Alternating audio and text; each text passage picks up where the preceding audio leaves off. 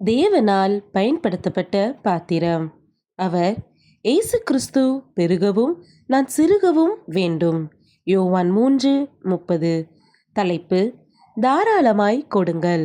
இன்றைய மிஷனரி கடவுளின் யோவான். மண்ணில் பிறந்தது கிபி 1495 ஆண்டு.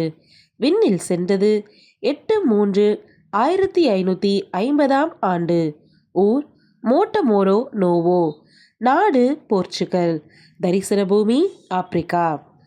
கடவுளின் யோவானை பற்றிய புகழ் நாடெங்கும் பரவியிருந்த காலம் அது. மாகாணத்தின் பிரபு இவரை பற்றி கேள்விப்பட்டார். யோவானை சோதித்து பார்க்க எண்ணினார். என்ன செய்வது? ஏழையை போன்ற வேடம் அவர் மனதில் உதித்தது. ஏழையாகவே வேடம் பூண்டார். யோவானை தேடி வந்தார். தான் ஒரு ஏழை என்றும் தனக்கு உதவும்படியும் வேண்டினார். கொடுப்பதை தன் இன்பமாக கொண்ட யோவான் உதவி செய்யாமல் இருப்பாரோ? தன்னிடம் இருந்த 25 பணங்களையும் அப்படியே அவருக்கு கொடுத்தார். அப்பிரபு அப்பணங்களை பெற்றுக்கொண்டு தம் மாநிலம் திரும்பினார்.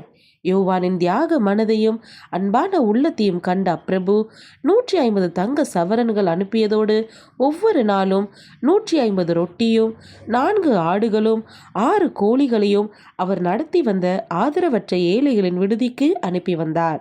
கிபி 1540 ஏழைகளுக்காக விடுதியை ஆரம்பித்த யோவான் விறகு வெட்டி அதனை விற்று அதில் வரும் ஊதியத்தை கொண்டே தன் விடுதியை நடத்தலானார். பின்னர் அவரின் தியாக செயலால் பலர் உதவிட பல விடுதிகள் ஆரம்பிக்கப்பட்டன. நன்மைகள் செய்யும் சகோதரர் என்ற அமைப்பின் மூலம் இன்றும் சுமார் 100 மருத்துவமனைகள் யோவானின் தியாகத்தை வெளிப்படுத்தி வருகின்றன. விடுதியில் தங்கிய மக்கள் மட்டுமல்லாமல் அதனை சுற்றி இருக்கிற அத்தனை மக்களின் சரீர ஆன்மீக நலனிலும் கரிசனை உள்ளவராகவே வாழ்ந்தார். கிறிஸ்துவின் அன்பு இவரை முற்றிலும் ஆட்கொண்டதால் தாராளமாய் கொடுக்கும் தியாக சிந்தை இவரில் செழித்தோங்கியது. இவரை அண்டி வந்தவர் அனைவருக்கும் அடைக்கலமானார். அன்பரே, கொடுக்கும் மனப்பான்மையை கடைபிடித்து வருகின்றீர்களா? வாழ்விலிருந்து வாழ்வுக்கு. நான் ஒரு அற்பன், ஒரு நீச பாவி. எனினும் என்னால் இயன்ற உதவிகளை ஏழை மக்களுக்கு செய்யாமல் இருக்க முடியுமோ என்கிறார் கடவுளின் யோவான்.